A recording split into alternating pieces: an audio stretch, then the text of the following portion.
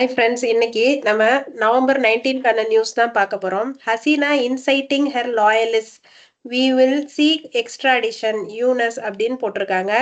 இதுல வந்து Hasina inciting her loyalist அப்படின்னா அவங்களுக்கு நம்பிக்கையா இருந்தவங்கள கோவப்படுத்துறாங்க அப்படின்ற மாதிரி சொல்லியிருக்காங்க. அடுத்து 5,000 troops of central forces for Manipur to quell வயலன்ஸ்ன்னு இருக்கு. குவெல் அப்படின்னா பிரிங் டு ஏ சொல்யூஷன் அப்படின்னு புட் அன் எண்ட் அப்படின்ற மாதிரி. ஸோ முடிவுக்கு கொண்டு வரது தான் குவெல். ஸோ அடுத்தது நிர்மலா அலைஸ் growth டிப்.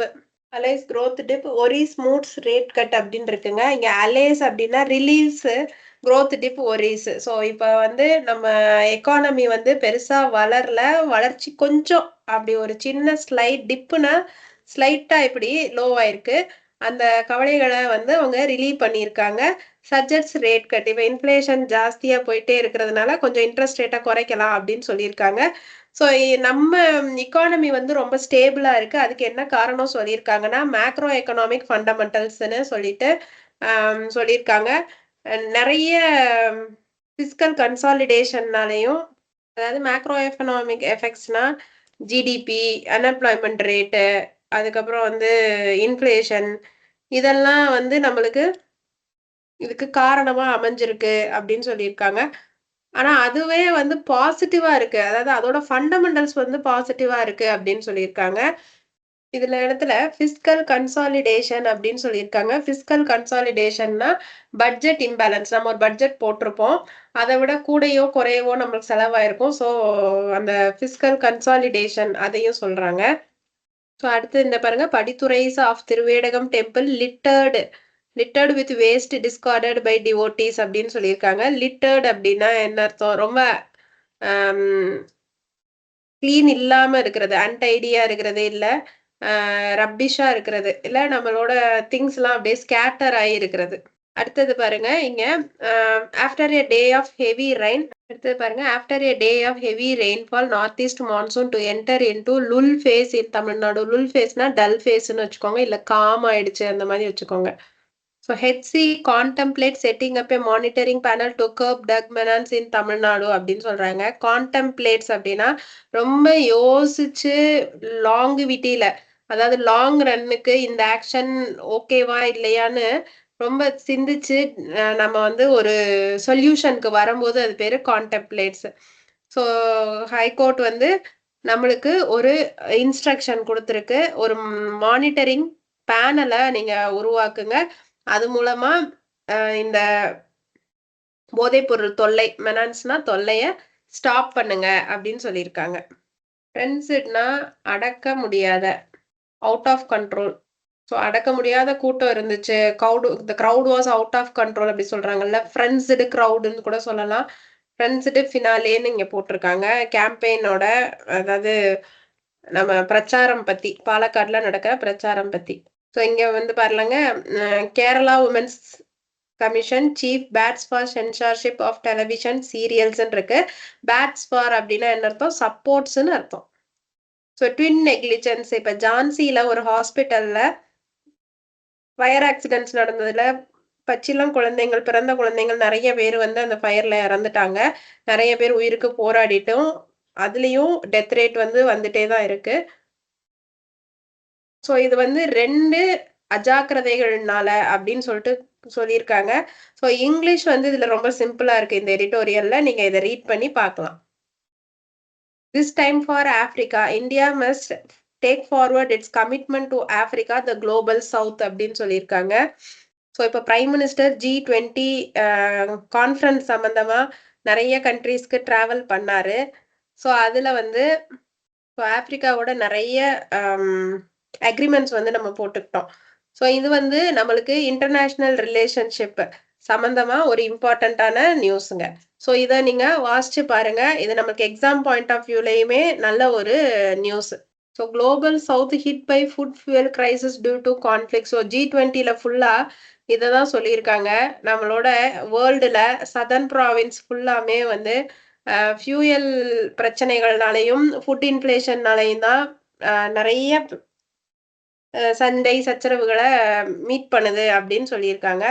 அதுல G20ல வேற என்ன நடந்திருக்குன்னா, நம்ம மோடி ஜி பிரேசிலியன் பிரசிடென்ட்ட ரொம்ப புகழ்ந்து பேசியிருக்காரு. ஸோ நியூ டெல்லி சம்மிட்ல இவங்க டிஸ்கஸ் பண்ண விஷயத்தெல்லாம் G20ல அவர் வந்து எடுத்துட்டு வந்து மறக்காம முன்மொழிஞ்சு சொன்னதுக்கு நன்றிகள் சொல்லியிருக்காரு. சென்டரோட வேரியஸ் ஸ்கீம்ஸ பத்தி G7 அதாவது இந்தியன் சென்ட்ரல் கவர்ன்மெண்ட் கொண்டு வந்த ஸ்கீம்ஸ பத்தி G20ல டிஸ்கஸ் பண்ணியிருக்காங்க. ஸோ 1 இயர்த் 1 ஃபேமிலி 1 ஃபியூச்சர் அந்த இது பத்தியும் பேசியிருக்காங்க. ஸோ அதனால எல்லாருமே எர்த்த பாதுகாக்கணும் அப்படின்ற மாரி சொல்லியிருக்காங்க. ஸ்பேஸ் எக்ஸோட ராக்கெட் ஃபால்கான் 9 மூலமா இந்தியன் சேட்டிலைட்ட ஆர்பிட்ல விட்டுட்டாங்க. இந்தியன் சேட்டிலைட் எத அந்த ராக்கெட்ட கொண்டு போச்சு அப்படின்னா, இந்தியாவோட ஜிசாட்-N2 கம்யூனிகேஷன். ஓகேவாங்க. ஸோ ஜிஎஸ்டி கவுன்சில் என்ன டிசைட் பண்ணிட்டு இருக்காங்கன்னா, டாக்ஸ் ரேட் எல்லாம் குறைக்கணும் அப்படின்ற மாதிரி டிசைட் பண்ணிட்டு இருக்காங்க. 12% ஸ்லாப்ல இருக்கிறத 5% ஸ்லாபுக்கு கொண்டு வர போறாங்க. ஸோ அடுத்து இன்சூரன்ஸ் மிஸ் செல்லிங்க ஸ்டாப் பண்ணணும்னு நம்ம ஃபினான்ஸ் மினிஸ்டர் பேங்க்ஸுக்கு ரிக்வெஸ்ட் கொடுத்துருக்காங்க, இன்ஸ்ட்ரக்ஷன்ஸ் கொடுத்துருக்காங்க. எப்படி வேணாலும் வச்சுக்கலாம்.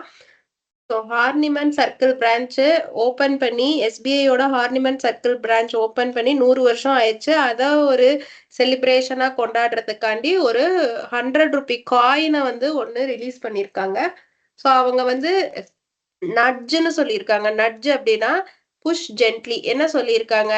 நெறைய பேட் லோன்ஸ் பத்தி நீங்க வந்து பேட் லோன்ஸ விக்கிறதுக்கு NARCL யூஸ் பண்ணுங்க அப்படின்னு சொல்லியிருக்காங்க.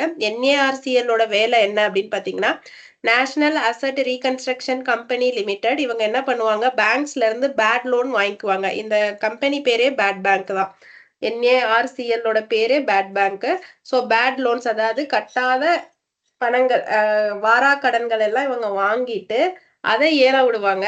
அத வந்து மித்த கம்பெனிஸ் வாங்கி கலெக்ஷன் பண்ணிக்கிருவாங்க. அதே மாதிரி பேங்க்ட்ட இருந்து இது வாங்கும்போது பேங்க்குக்கு கடன் பத்திரங்களா இது வந்து அதுக்கு பதிலா குடுத்துருவாங்க. ஓகேவாங்க.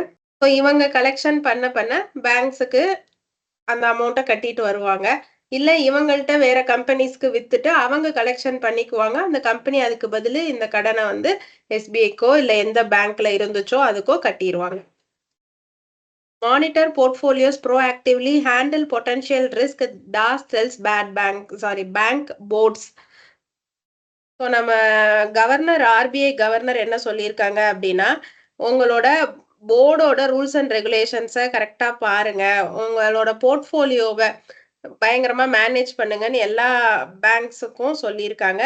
ஸோ என் போர்ட்ஃபோலியோல என்னலாம் அவரு வந்து ரிஸ்க் சொல்றாரு அப்படின்னு பார்த்தீங்கன்னா, கவர்னன்ஸ் ஃப்ரேம்வொர்க் மேனேஜ்மென்ட் கரெக்ட்டா இருக்கான்னு பார்க்கணும். அன்எத்திக்கல் பிராக்டிசஸ் இருக்கக்கூடாது. அதாவது பிரைபு இந்த மாதிரியான தேவையில்லாத பிராக்டிசஸ் இருக்கக்கூடாது. செல்லிங் இருக்கக்கூடாது. தப்பா செல் பண்றது.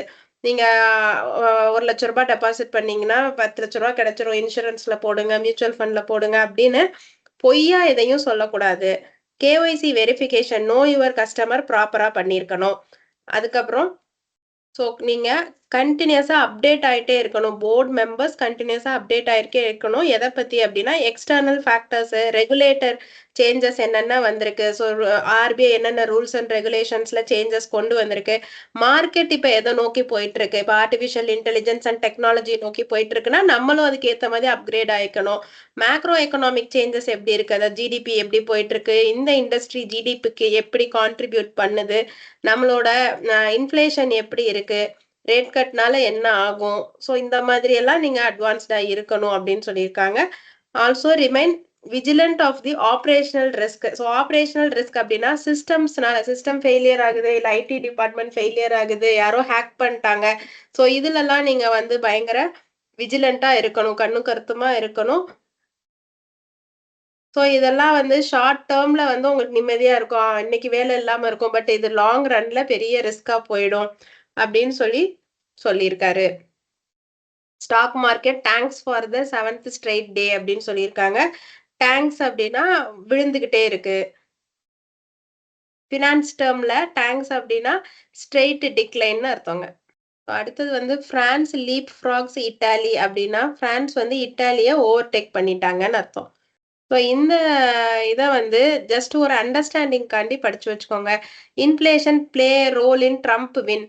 ஸோ ட்ரம்ப் வின் ஆகுறதுக்கும் நம்ம இன்ஃப்ளேஷனுக்கும் என்ன சம்மந்தம்?